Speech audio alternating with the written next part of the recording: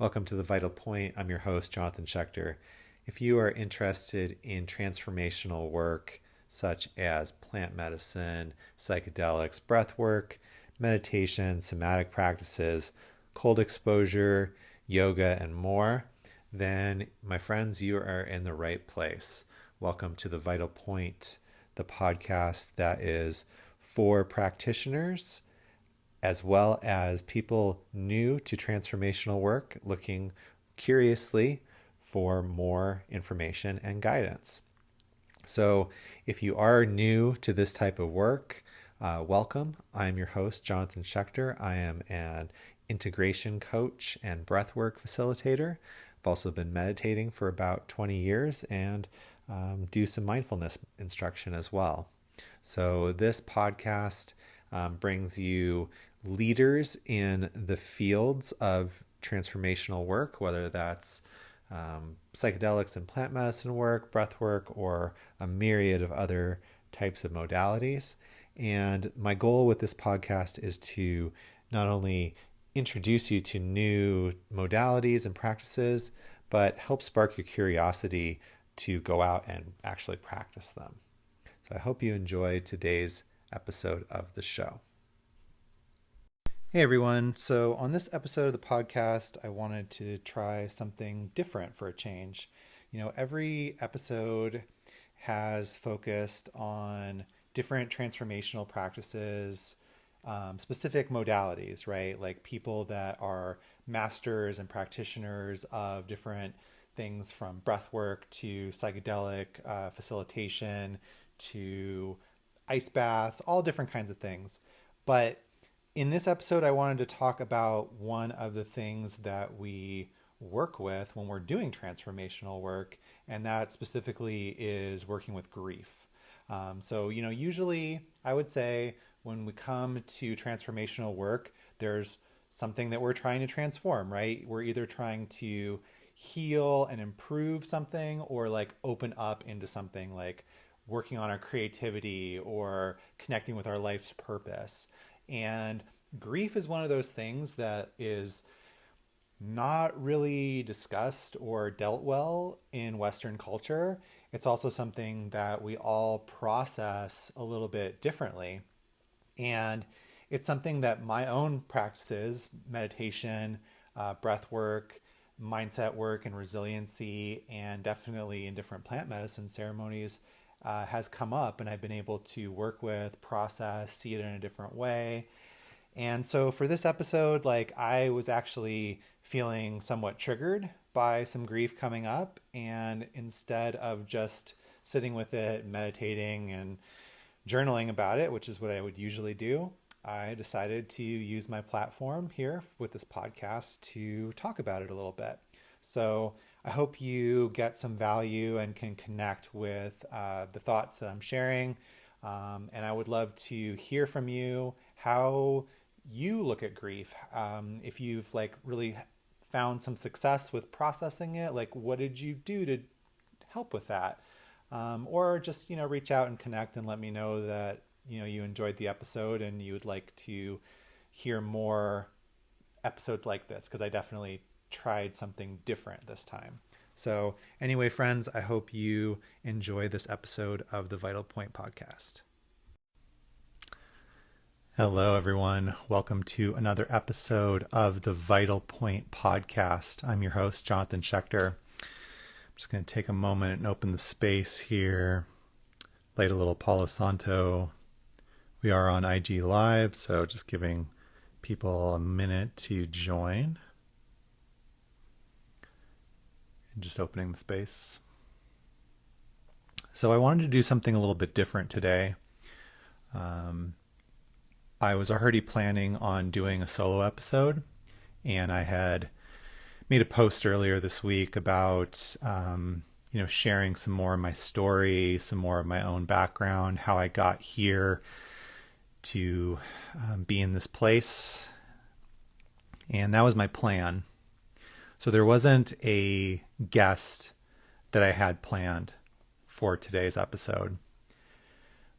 But yesterday something happened, and it kind of kicked up some emotions. It kicked up some grief, actually. And I started to give it some space, give it some room, sitting with how I was feeling. And then this morning I got up and I did some journaling. And I just thought, I have this podcast. And what if I talked about grief on it and how I've worked with grief, what's worked for me working with grief. And I still feel like it fits within the format of the show because this podcast is about transformational practices and, working with these different modalities. We've talked about breath work. We've talked about meditation. We've talked about psychedelics and cold exposure, all kinds of different transformational practices. But I guess there's a question to be asked, which is, why are we doing these transformational practices? And I think for most people, it comes down to one of two general categories. One is we are trying to connect to something within ourselves. You might call that an inner intelligence, an inner healer, a soul, or true self, something like that. And the other one is that there's something going on in our life that we're not happy with, that we're not satisfied with. Some sort of emotional content. And so we come to transformational practices looking for healing, maybe looking for closure, in the case of grief. And so there's a lot of different ways that you can work with grief and a lot of different practices that you can use to, help you process what's happening. And so I'd like to share a little bit about my experience and what I've been going through, and then we'll do a couple of different practices that have really helped me work through grief. So what is grief, just to start out with? Grief is a response to a loss. It's how we feel when we lose someone that we care about, that we love. And so in a way, grief is the love that remains when that person is gone from our lives physically. And, it's something that we all experience. We're all going to lose people and things in our life that we don't want to. We're all going to experience that feeling at some point, probably multiple times. But we all deal with it differently. And I think one reason for that is that within our Western culture, we don't really talk about death. We don't really acknowledge it. In fact, we don't really acknowledge most of our challenging or what, you could label as negative feelings. But death is a big one. A lot of people deny it. A lot of people run from it. A lot of people cling to the memories that they have of people, and they don't allow that grief to process, to move through them. And the thing is that if we avoid that feeling, it's only going to come out in different ways. It's going to manifest itself in physical symptoms or dis-ease. We're going to possibly, get triggered by things that, remind us of death or that particular person that we haven't really finished processing. There can definitely be transference. And I've seen that, for instance, my ex-wife really hadn't processed a lot of her parents' death. And so whenever there was death that came up, I remember once my mom was in the hospital and she couldn't even be in the same room with her. You know, she would just fall apart. And sometimes that would happen even like talking about dying or seeing it on, in a movie or television. So the things that we don't deal with end up coming out in different ways. But, grief is evidence that we've loved. And so I actually think that it's not a bad thing. It's something that we can learn to sit with and learn to lean into and even appreciate. Because even though somebody might be gone from our physical, three-dimensional realm, one perspective is that that's the natural order, that the clinging that we have to that person in their physical form is just not really correct. From a Buddhist perspective, that's where samsara comes from. That's where suffering comes from. It's not that we're, that we shouldn't experience something. It's that we're holding on to it. We're not letting it go. And the natural order of things is that things come up and then we let them go. If you think about the ocean, like this wave behind me, if you think about our breath, life is a continuous cycle of holding and letting go, holding and letting go. And the trouble comes when we're unwilling or unable to let go. And that's just the natural way.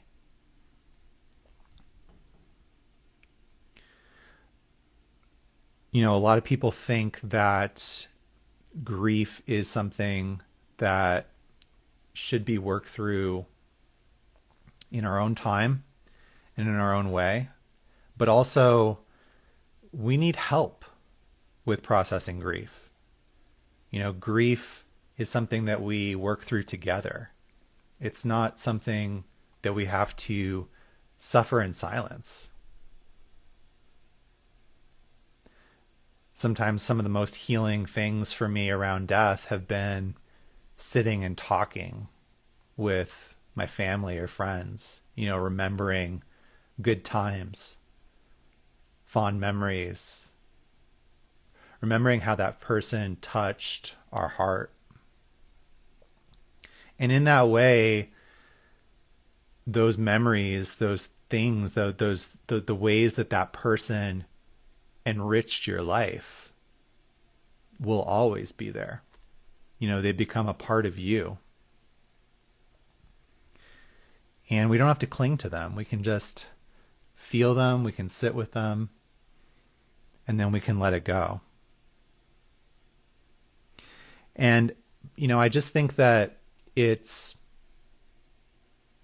a much better idea to be open to the full spectrum of life, to the bitter and the sweet, to the ups and the downs, than to try to incubate ourselves from feeling, to insulate. That was the word I was looking for.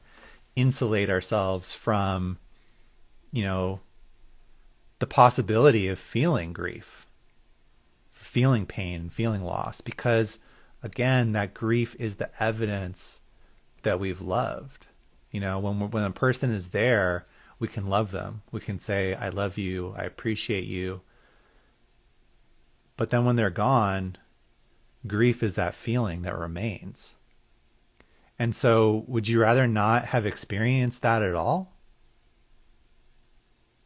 No. Grief is something that enriches life. And I've gone through like a lot of different feelings about this, like my grandparents have, been passed on for quite a few years. And when I was a kid, I was 5, we went and lived in New York, and we spent a lot of time on my grandfather's farm. And, I was a 5-year old. I went out and I played with the animals. I played in the fields. I played in the barn. I didn't spend a whole lot of time like actually physically with my grandfather. And I'm lucky and grateful that as a young man, as somebody, I think it was 22 or 23, that I got to go back out there and live with him again and experience his love and have a relationship with him in a completely different way. This way that I didn't appreciate or understand when I was a kid. And sometimes I used to think like, man, like I wish I could go back to that 5-year-old and tell him like, hey, I know you want to play, but spend some time with this man because he's special and he's not going to be there forever. But that's, again, that's clinging. That's holding on to something. That's not accepting life for how it is. That's sitting there wishing that it was different. And doing that is human. They say that grief has 5 stages: denial, anger, bargaining, depression, and acceptance. And it's really okay to go through all those. I think for me, it's been a process. And my meditation practice, my practice with Buddhism, my breath work have been things that have helped me really sit with those human parts and not beat myself up too much, and also not turn away from them. So, what sparked this off was I ran into one of my used to be my best friend, his ex, yesterday. And it really took me by surprise because, here's this person, this friend that I haven't talked to in now, I haven't even talked to them in a couple of years. Our relationship kind of fell apart. And so when I saw their ex, all these emotions came up. And something that, also comes up around this surfaced, which is, shame and berating myself, because this is not a person that had died. And this is not somebody that I chose to walk away from. They chose to end the friendship. And there was nothing that I could do or say or apologize. I even apologized for things that I didn't really think that were my fault. But I just wanted to apologize to try to fix it. The friendship was worth more to me to say I was sorry, even though I didn't really think I was wrong, than to be stubborn and lose the friendship. Now, if that isn't bargaining, I don't know what it is. So, it's interesting because some of that shame or that those that inner critic was the story that I have is that I've had more trouble getting over this friendship than getting over my marriage. I feel like I've grieved for that friendship more than I have for my marriage of, I met my ex-wife in 2005. We got married in 2008, and I left at the end of 2018. So quite a long stretch, right? And this friendship, this best friend of mine, like in a lot of ways, it's been a lot harder to actually get over. And, I can rationalize that to a certain extent. I can say, well, I knew that my marriage was toxic. I knew that I was ready to leave several years before I actually got the courage to do so. And so it was me making that choice. It was me deciding to walk away. Whereas with this friendship, it was completely opposite. He was the one that said, I don't want anything to do with you anymore. And so there was like, it wasn't just a physical death. There was also this element of abandonment, of rejection. And it was even more emotionally heavy for me because he really was my best friend. And 6 months, 8 months before we had a falling out, he was really there for me when I left my wife. I left. I really didn't feel secure. My ex-wife was threatening the security of my job. She was telling lies to my family about my behavior. And so I really didn't feel safe or secure at all. And this friend of mine opened his doors to me, took me in with no questions asked. And this is when I was working full time, working like 50 hours a week and going to school full time. And there's at least a narrative that like, if he hadn't done that, something would have fallen apart. And because he was there, he helped me and allowed me to like not drop the ball.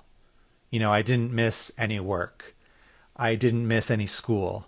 I think I still got an A or a B in the class that I was taking at the time.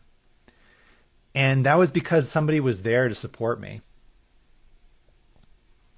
And so to go from that, to go from feeling so grateful and so appreciative of this friendship to it falling apart so quickly, after years and years of friendship, it really stung. There was all these added layers. Not to mention that, he really was there for me during my marriage. Like this was the person that I would go and vent to, that I would go and blow off steam, that I would go and like spend time with him getting away from this, situation with my ex-wife. During my marriage, I was completely sober for 7 years. And when I closed that chapter, our friendship took on this other dimension. We used to go and drink beers together. He took me to Detroit for the first time to go to the Movement Techno Music Festival, which is one of my favorite places on earth. And, he introduced me again to plant medicine, to mushrooms. And so I have so much gratitude and so much appreciation for that friendship. And at the same time, I have to let it go. And the funny thing about grief is like, when I start to feel down, when I start to feel that grief, I just remember the good times. I just remember how I appreciate him. And I don't think about the toxicity. I don't tend to focus on the part of me that knew that, I was moving on, that I didn't want to spend 3 or 4 days a week in a bar. And that we were moving away from each other. And that's the natural process. That it's okay, like things don't always have to last forever. That's not the natural order. So that's definitely like one thing that's helped, is my Buddhist practice, is really meditating on impermanence. Impermanence is the natural way. We suffer when we're not accepting that, when we're holding on to things, when we're clinging to them rather than letting them go. And, something that came up as I was journaling was recently transitioned Zen Buddhist master Thich Nhat Hanh. And Thich Nhat Hanh is someone that I'm very, very grateful for. He was one of the first Buddhist teachers that I connected with. And he has this very famous teaching that a cloud doesn't die. When we see a cloud, we're constantly seeing it morphing. We're constantly seeing it change. And we might see it change into rain. We might see it disappear. And it's not that that cloud is gone. It's just changed forms. There never really was a cloud there to begin with. And so meditating on impermanence is such a central practice to Buddhism. And it's something that's helped me deal with grief of death, because it's the natural way. Meditating on impermanence is one of the preliminary practices of Buddhism, along with thinking about karma and the preciousness of human life. And there are tons of different Buddhist practices and books, especially within the Tibetan tradition, that have meditations on impermanence. And it's taught that if you meditate on impermanence on a regular basis, that when you experience that impermanence, it won't be such a shock. When somebody that you care about dies, it won't be such a shock because it'll be easier to be in the natural order of things and not cling and let it go. And when I was in Tibet for a year, I spent a lot of time meditating on death. I would do these meditations where they would talk about going to like a graveyard and just sitting and thinking about the reality and the truth that everyone that you have ever known or will ever know will die someday, including yourself. And the idea is not to be morbid. The idea is to treasure the time that you have together. And one of my favorite teachings from Thich Nhat Hanh, that I was fortunate enough to see him teach in person, he was talking about the love of our parents. That even though we might feel sad, which is natural and completely okay, when our parents are no longer with us, that they're really not gone. They're really not separate from ourselves. And that all we have to do is look at our hands to see them within us. Just being around somebody, just being in their presence, spending time with them, especially somebody that you love and that you've loved for a long period of time, it's changing you on a moment-to-moment basis. Those experiences and those memories are a part of you. And so you can use those examples, of meditating on the cloud or looking at your hands as a way to just sit with those feelings, to acknowledge that love, and to realize that, death and separation on a certain level, on a relative level, is just an illusion. And then, on another level, on a human level, our feelings and our emotions are very real and deserve space. So yeah, with this particular friendship, I definitely have gone through a lot of steps. At first there was definitely denial. It was like, well, this friendship's not over. I can, we'll work it out. We've been friends for so long. And then after time after time trying to mend whatever was happening, and I didn't even really know where this, what I had done in the beginning. I didn't even really understand. I got really angry. And I was like, man, here I am.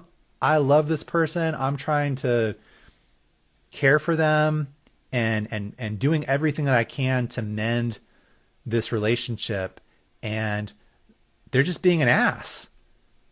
And, screw that. And I finally, ended up letting it out, going off on them, just being screw that. I don't deserve this. And then that's when that bargaining came in, where I was like, you know what? I would rather pretend like I'm wrong. I would rather take the blame for something, even though it's not my fault, than lose this person because I care about them. And then what was left was a lot of depression. I've gone through these depressive sort of feelings about it, over the last couple of years. I've talked to my therapist about it. I have cried many tears. And when I say that I've gotten to the acceptance, I also want to say that grieving is not a linear process. We're allowed to be messy. We're allowed to have feelings of denial or anger come up again and again until they're no longer there. It's our human birthright to honor what we're feeling and let it move through us. It's the only way that we can complete. But what I came to at the end, and what I keep coming back to, is the acceptance that as much as I cared about this person, I love them with all my heart, and they turned their back on me and put me down and treated me like crap and gaslit me. And I don't deserve that at the end of the day. And even if this person was to come back, I would have to go through a forgiveness, because why would I want to have somebody around me that doesn't love and appreciate me? I want my friends to treat me the way that I want to be treated, and I'm going to treat them the same way. And so that's where a lot of my acceptance came from, as well as just the reality that there are things in life that I can control and things in life that I can't control. The things that I can control are within me, and the things that I can't control are outside of me. The way that somebody else feels, I can't do anything about that at the end of the day.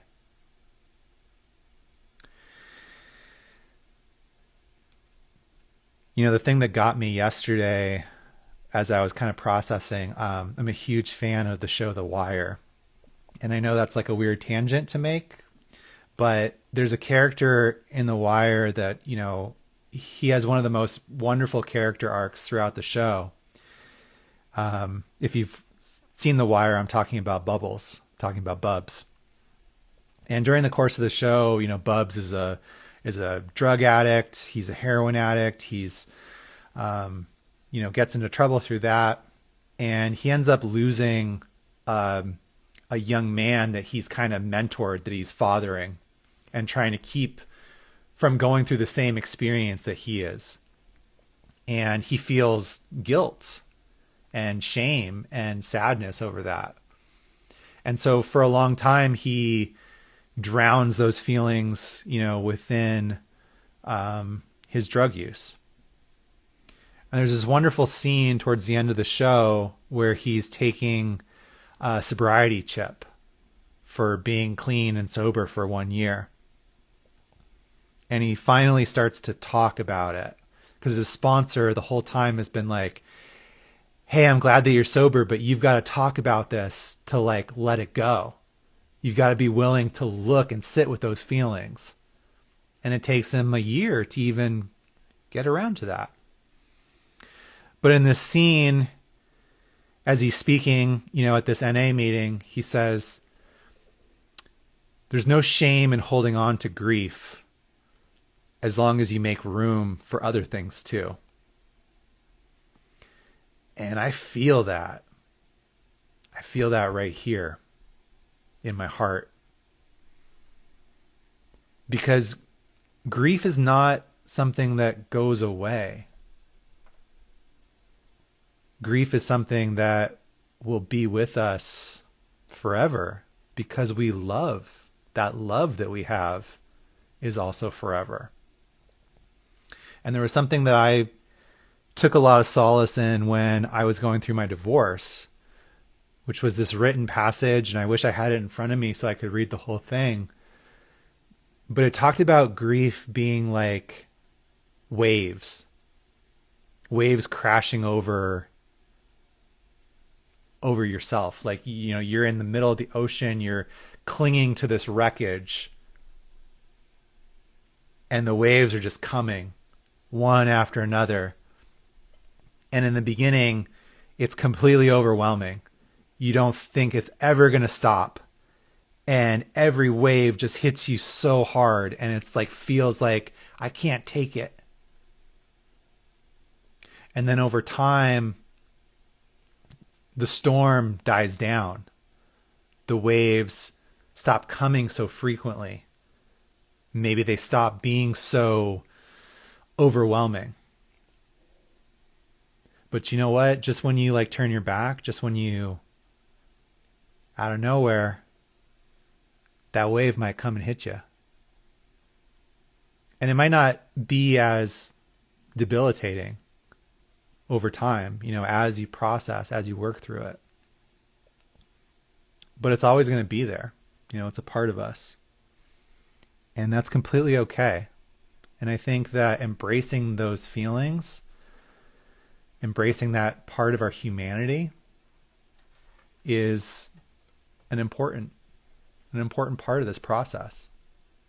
I would love to say that my Buddhist practice has like helped me not feel those feelings. And actually, when I first started practicing Buddhism, that's what I thought was going to happen. I thought I could, like, because I had this mindfulness, because I had this awareness, because I had this intellectual understanding of these realities, that, impermanence is like a real thing, regardless of whether you want to acknowledge it or not, that we're all going to die, all those things. Like, because I understood that up here, that it would keep me from feeling it in my heart.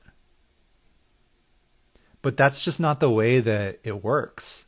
In fact, what's helped me the most is being with those feelings and really sitting with that pain rather than turning away from it or trying to intellectualize my way out of it.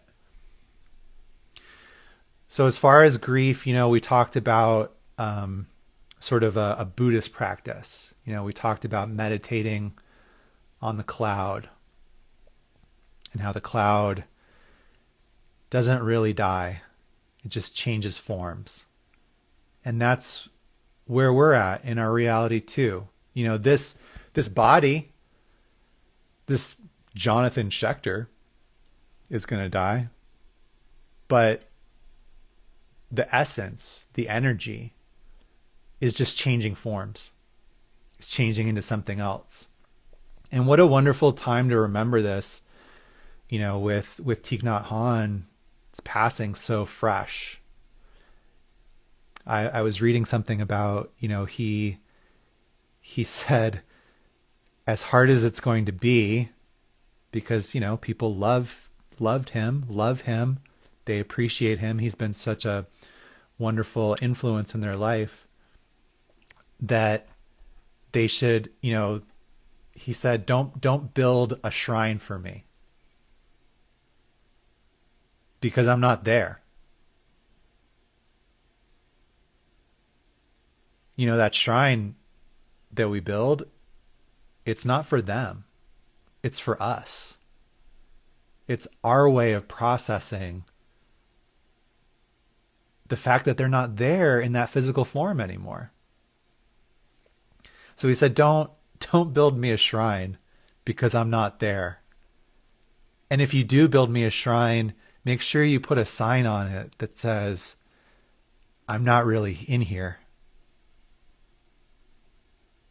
And he asked that his cremated ashes be scattered in the woods, in the water, in the nature that he walked and touched so beautifully. And that's such a beautiful, beautiful thought to me. So there's the one practice that we talked about. And the second practice that I'd like to share is more of a somatic practice. Because, there's a certain element of that Buddhist practice that might take some time. And it might be in your head for a while before you can integrate it into your heart. And that's human. So there is a somatic practice that I'd like to share, in terms of working with grief. So I invite you to just close your eyes and bring your attention to your breath.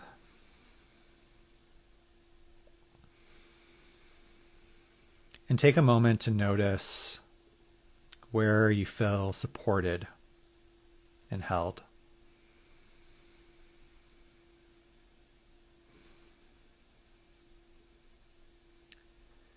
And as you continue to breathe,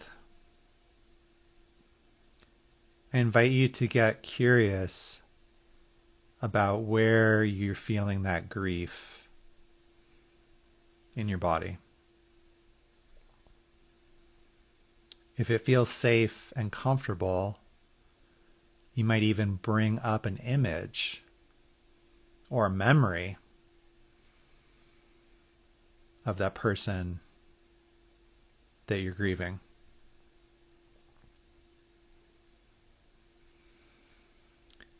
And just get curious about where you feel that in your body.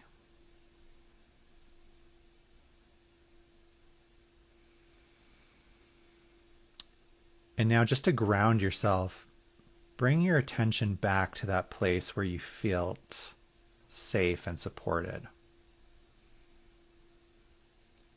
And just remember that if your feelings get too overwhelming, if the grief starts to consume you, you always have that place that's neutral and supportive. And you can go back to it as you need.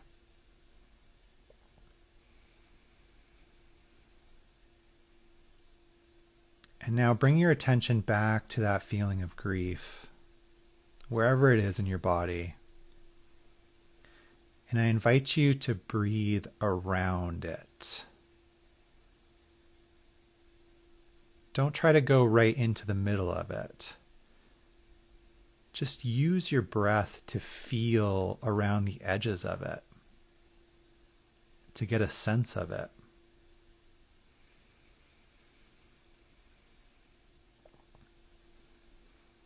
Is there a color? Does it have a shape or a feeling? And just use your breath to come right around the edges.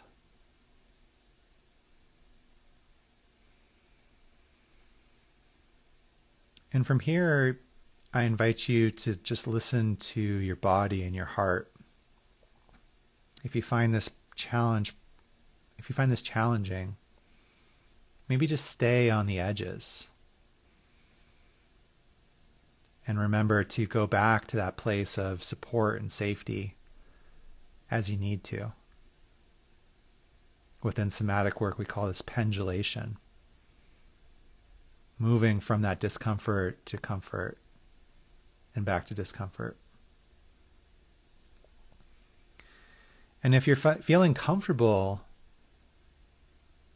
with breathing around that grief, maybe bring your breath in just a little bit. Again, not going right into the middle of it, but just allowing your breath to hold that feeling. Allowing yourself to feel whatever feelings are there.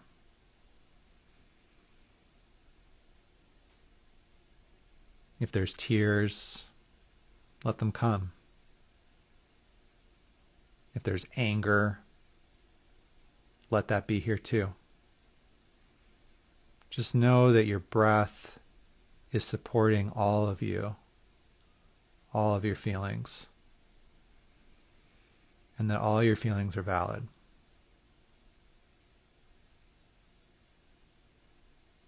And that as challenging as it can feel, as much as we want to run away from those feelings sometimes,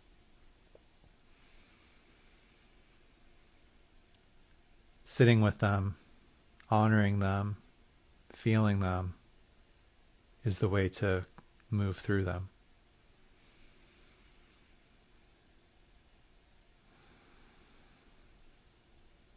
And you can stay here as long as you need.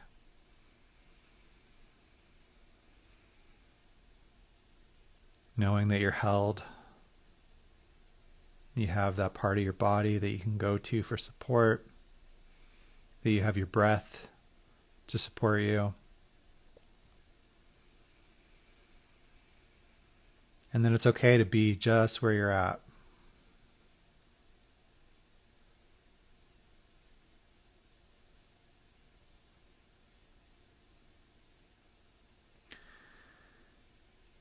And so if you're following along with this podcast, you may want to pause and just stay in your process for as long as you need to.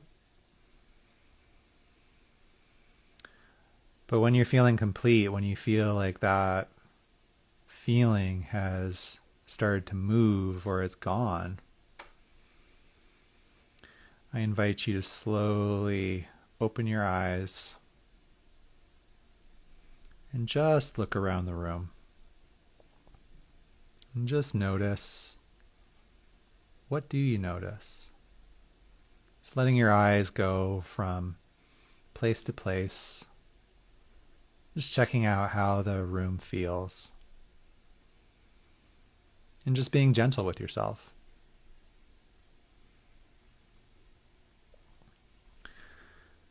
So yeah, that's my story about grief. And that's my podcast for today. I hope you enjoyed my experiment. I will be back next week with a guest. And it's really funny, like doing podcasts with a guest is a lot easier. It's a lot easier to talk with somebody else than to talk with yourself. But I wanted to try something out. It seemed like good on this portal day, February 2nd, 2022, all the 222s.